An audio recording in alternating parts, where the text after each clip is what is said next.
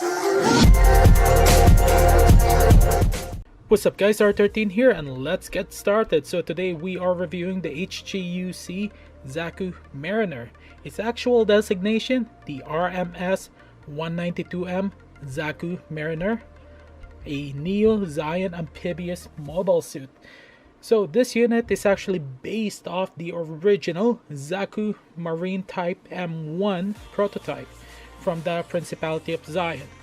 So the history of this unit here is actually quite unique due to the fact that this is not a Zion mobile suit. This is actually an Earth Federation unit that was actually stolen from the Earth Federation and was used against them. This unit is actually redesigned for underwater combat, which is actually really nice. I actually found this by chance at my local shop, and I knew I had to get it right away. I do have that love for Zaku type units here. So what you guys are looking at right now is its basic form. There's actually two types here, and I actually didn't do any changes in this unit here. No pan lines, no nothing. It's just straight build out of the box, as you guys can see right now. And it took me a good 2 hours to build this unit here. I actually really enjoyed building it. There's actually not a whole lot of parts here, but I can assure you this unit is actually really good to build and a lot of great opportunities, as I mentioned during my unboxing of this video, which you guys can check it out in the link is in the description below.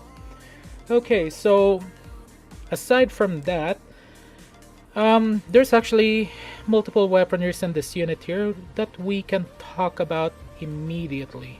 Okay, so for the first weapon that I'm going to show you guys is the shoulder piece here. It's actually called the 3-tube 300mm sub-rock launcher, and the longer term is submarine rocket, which is actually okay, not bad at all. And then you got the 4-tube 300mm sub-rock, which is at the back here, and then you have the 4-tube spray missile gun. Also, this unit actually comes with another type of weapon, which is actually called the magnet Harken. From the description from what I've read in Gundam Wikia, the Gundam Harken is actually located here. At first I thought it was a communication cable, but apparently the weapon itself is similar to the Hguc's whip, which is actually quite interesting. And now, where did I place that cable? Okay, found it. And this is the cable here. This is about 11.5 in length, and you can practically wrap this around your enemy if you want. Now it actually comes with an extra part that you can attach here, and my advice is keep it attached so you won't lose it. And then you can just pull this piece out if you want, and okay, and there it is. You got your magnet Harken, which is actually really long. So sky's the limit if you want to do a diorama. There you go. Okay, so that's it for the weaponries of this unit here. Now let's just put this back casually. Now the next part is I want to talk about the feature of this unit here. Now there's actually two versions of this. What you guys are looking at right now is the basic form here. You get the chest piece of the Zaku and the front guard here. We can actually replace that with a different piece, which is very easy. Even the antenna can be changed. But before we do that, a close-up look at what you guys are looking at. Okay, and this is the before and the after, which is we're gonna start right away here. Okay, so we're gonna start off with the leg piece here. We can just remove this piece to make it easier, and okay, that's actually not that bad. Now this is the piece here that you can attach to the leg. As you guys can see, I only use my fingernails to actually remove the piece. But if you're painting it and you want to switch the parts, might as well use a parts opener. Okay, you guys can see the difference now. It became a little bit bulky there. Now let's continue on and replace the other leg.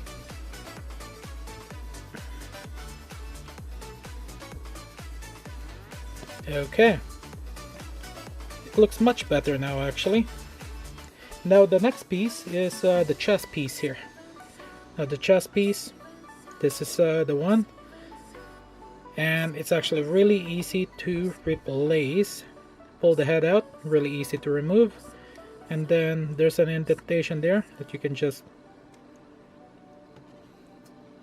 and there you go, much better. Okay, now let's put that back together again. And the last but not the least, you get the antenna here. You can actually replace that antenna. You just pull that out, really easy. And just, there you go. Just put that back in place, and there's your Zaku Mariner. It matches up better. You can go for the more Zaku classic type, or you can have the actual Mariner armor type there. It's actually really not that bad. I like it. So you do have those extra parts. If you want to keep it this way, perfect. If you want to change it, no big deal. Now the next piece that I actually want to talk about is the extra parts. Well, you have polycaps that are leftovers, which is really no point of showing to you guys, but here are the other items that you guys will need also for the diorama purposes. Now this two here is some rocket pods that you can actually replace to do a scene, and you get an open left, well, I call this the sword hand, left hand. One of the issues that I do have regarding this unit here is the lack of hands here. You get the closed fist one, left hand, and you get the trigger hand, but there are no other hands at all for this unit. You can scrunch up some Zaku hands because they're practically almost the same, which I can actually do a quick comparison here, so you guys can see that. So shouldn't be any issues if you want to switch the hands up, and the design may be a little bit different. Okay, and let's do a quick test if we can actually change the plate here to the other hand. Now this two here, this one, what you guys are looking at is the what do you call that now? The Dendrobium. I forgot the actual movie name, but this unit actually made an appearance. It's an Earth Federation Zaku after the 1-year war. Okay, let's see if it's going to work. If not, you can just buy the MS parts there. What the? Okay.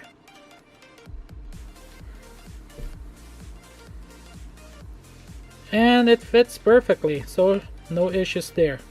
Okay, now let's just put this aside for now, and let's keep on talking about the overall design here. It's actually really nice. I really enjoyed it. But okay, so the next part that I'm going to show you guys is the scenario here. Now let's remove this piece here, and you can actually remove the outer here.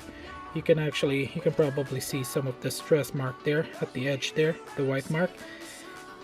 Okay, slides out easily. The same actually goes for the other one, but the difference between the left and the right here is this piece here that you can actually remove. Now you can actually switch it around to emulate it, to emulate rocket pods coming out, but yeah, shouldn't be any issue. And then we can just put this back here, and oh, okay, I was wrong. I was so wrong there. I thought that it's supposed to work that way, but apparently not. Well, let's do a quick check of the manual here. Okay, there's really nothing. So practically, you can just remove the piece here. It will look like it's empty, and you get the rockets coming out. So that's the reason why there's a slot here. My apologies on that one. I thought that I actually figured it out. I was so wrong. Still, I really enjoyed building this unit here. Now let's put this unit back together, and it's time to show you guys some of the issues that I actually had to experience. So the unit itself actually got three main colors here. You get the green, you get the blue, and you get the gray. That's it. I can't say that I'm really pleased about it, but this is actually given me the opportunity to use this as a practice unit here. So I will be scribing this unit, and gonna be giving this a lot of details and loving, because I'm actually gonna be using this as an experiment for my GVWC entry. And there's actually a lot of opportunity here, even reverse wash. Now for the nubs and the seam lines, there will be a lot of nubs and the seam lines, as you guys can see right now in the leg here. There's one in the shoulder piece there at the edge, and there's one at the backpack here. But overall, it's not bad. Really good practice unit here. Also, the next part that I actually do want to talk about is the articulation for this unit here. And afterwards, we're gonna end this review. Okay, so for the articulation, typically from top to bottom there, that's how we're gonna start. Okay, so the first one is the headpiece here. That's how far it can go, so limited to left and right, and it can't even look, well, it can kind of look up, but that's the polycap isn't that long, so you guys can see there. Now for the backpack here, there's no articulated parts, but the design is good. And for the arms here, okay, that's how far it can go.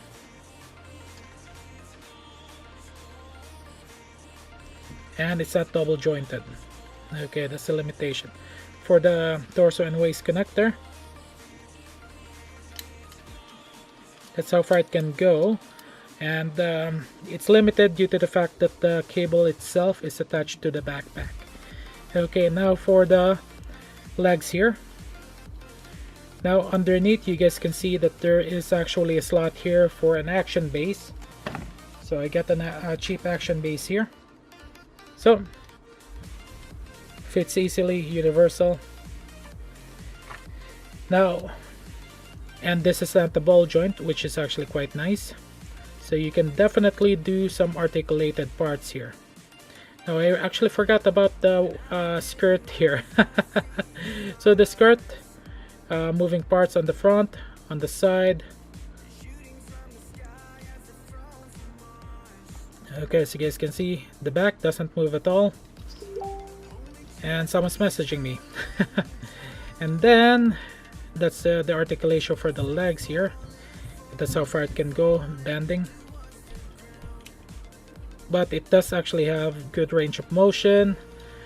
And for the feet here, that's how far it can go as well. Good range of motion for an old kit. Yeah, it's really good. Really good at all.